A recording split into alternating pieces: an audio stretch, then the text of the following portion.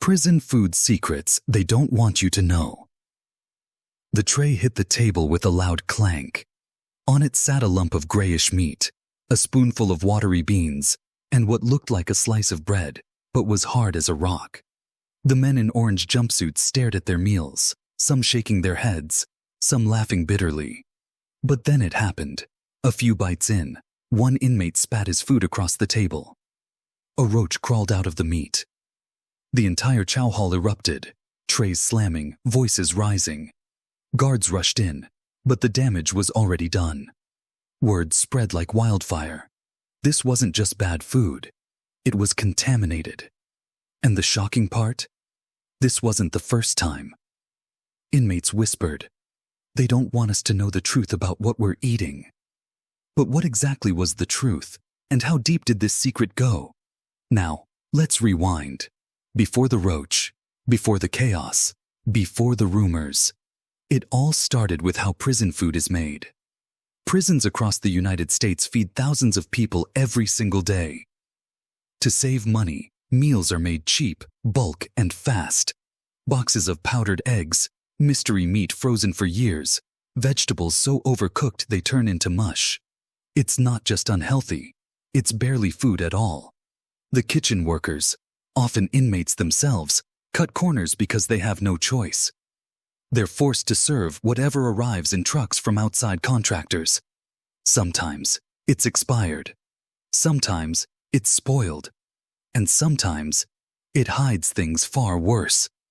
For new inmates, the first meal is often a rude awakening. A man serving time for a minor drug charge once described opening a carton of milk only to find it clotted and sour. When he complained, a guard told him, "Drink it or go hungry." Another prisoner recalled biting into a burrito only to find it still frozen in the middle, with mold on the edges. The food wasn't just unappetizing, it was dangerous. But for prison officials, feeding inmates isn't about nutrition or care. It's about budgets. Millions of dollars flow through food contracts every year, and many times the companies supplying prisons are caught cutting costs, even if it means serving unsafe meals.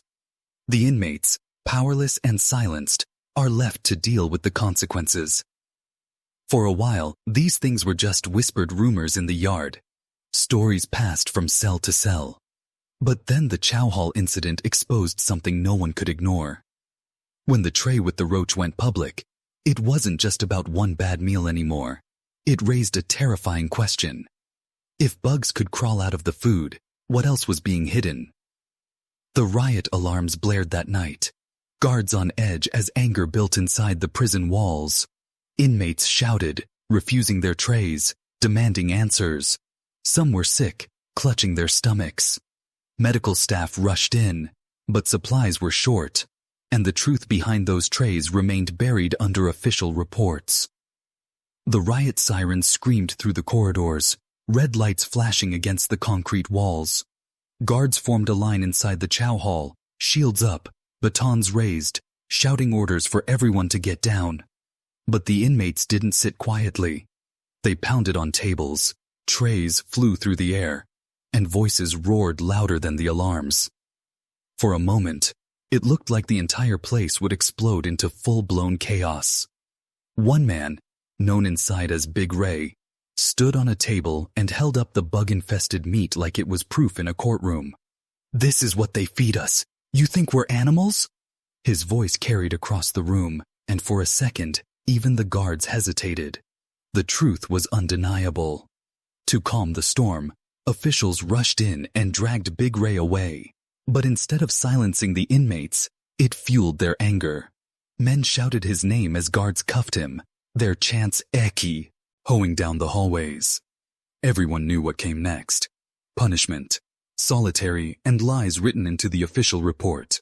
The warden later addressed the chaos, calling it a minor disturbance caused by a few unruly inmates.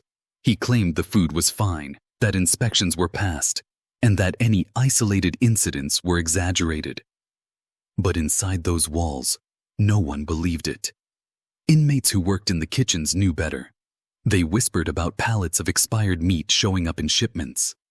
They told stories of cockroaches crawling over bread racks, of rats hiding in the storage rooms. And the worst part? Nobody on the outside ever heard about it. One kitchen worker described dumping an entire box of chicken because the smell was unbearable, only to be ordered by a guard to rinse it off and cook it anyway. Another remembered opening cans of beans that were years past their expiration date, the labels peeling off from rot. The men forced to serve the meals would look at each other with disgust, but refusing orders wasn't an option. In prison, you do what you're told, or you pay the price. Still, despite the whispers, no one expected what would happen next. A week after the Chow Hall riot, a wave of sickness spread through the prison. Dozens of inmates doubled over in pain, vomiting, clutching their stomachs. The infirmary filled quickly, and some collapsed right there in their cells. The guards tried to brush it off as the flu, but everyone knew where it came from: the food. That night, when the sick calls overwhelmed medical staff and tempers ran hot, something broke. The anger that had been boiling since the roach incident exploded again, this time spreading beyond the Chow Hall. Inmates banged on doors, demanded justice, and refused their trays. The air was thick with tension, the kind that made guards put on riot gear and inmates sharpen makeshift weapons. And then, an extreme moment that shook the prison. An entire block of inmates refused lockdown, barricading their unit with mattresses and metal bunks. They weren't just protesting anymore. They were daring the prison to face the truth. The block was boiling with tension. Mattresses pressed against the doors, metal bunks shoved across the entrance, and voices echoing in unison.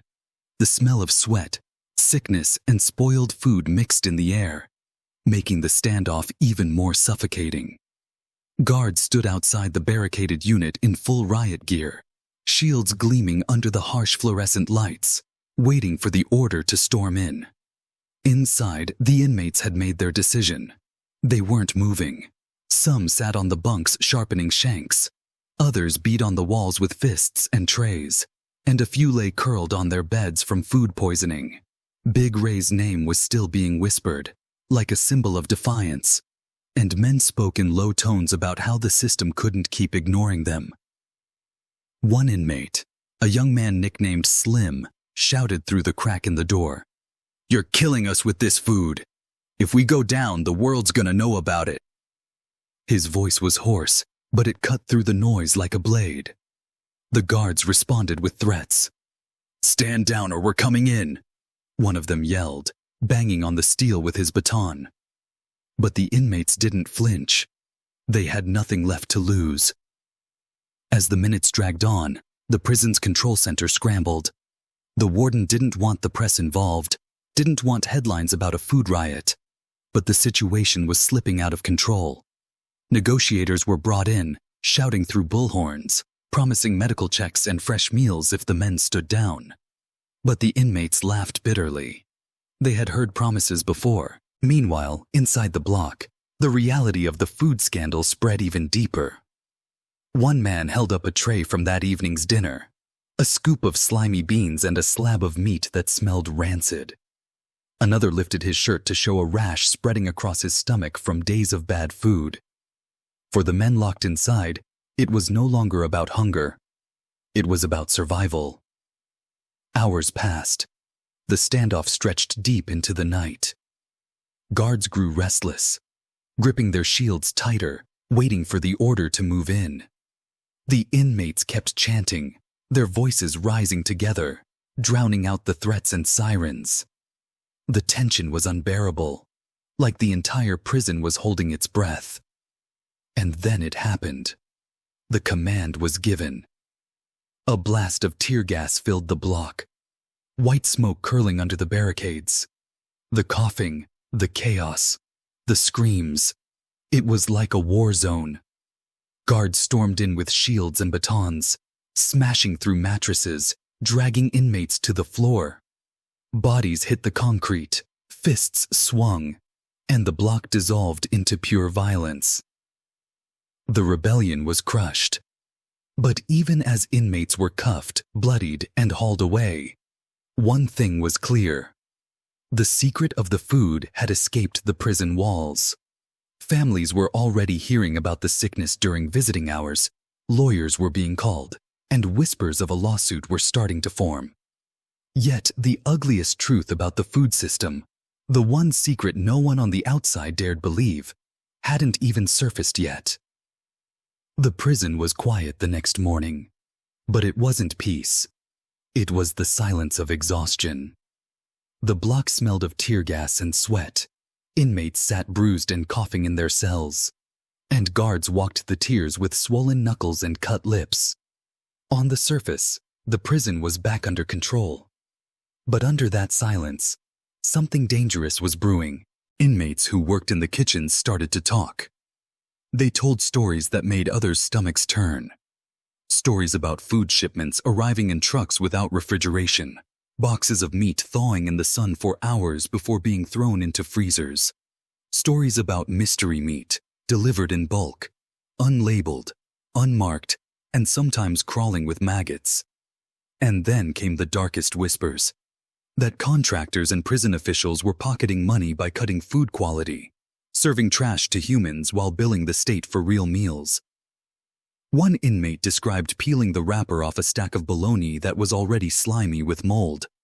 When he tried to throw it away, a supervisor told him, "Slice off the green spots. The rest is fine." Another swore he saw rodent droppings in the rice sacks, brushed aside like it was nothing. These weren't just rumors anymore. They were confessions from the men forced to cook and serve the food every single day. On the outside, families began noticing patterns too. Letters home mentioned stomach cramps, skin rashes, and men losing weight so fast their uniforms hung loose. Mothers and sisters started asking questions. Why were their sons sick? Why were they vomiting after meals? Some began writing to local reporters, but officials always gave the same answer: the food meets standards. Inside, the anger simmered. Inmates were tired of being told their pain wasn't real. A group of kitchen workers quietly began writing down everything they saw. Dates of bad shipments, descriptions of spoiled food, even the names of guards who forced them to serve rotten meat. It was dangerous to keep records inside prison walls, but they were desperate to prove what was happening. And then came the breaking point. A shipment arrived one hot afternoon. Boxes of chicken, thawed and dripping with foul-smelling liquid. Kitchen workers gagged as they opened them. The meat was slimy with patches of green across the skin. They begged not to cook it, but the supervisor barked an order. Boil it. Add seasoning. They'll never know. That night, dozens of inmates fell violently ill after dinner. The infirmary overflowed with men vomiting and shivering.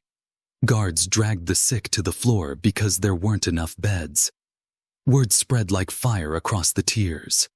They poisoned us. The next morning, tempers exploded again. Inmates refused breakfast trays, shouting through their bars that they wouldn't eat another bite.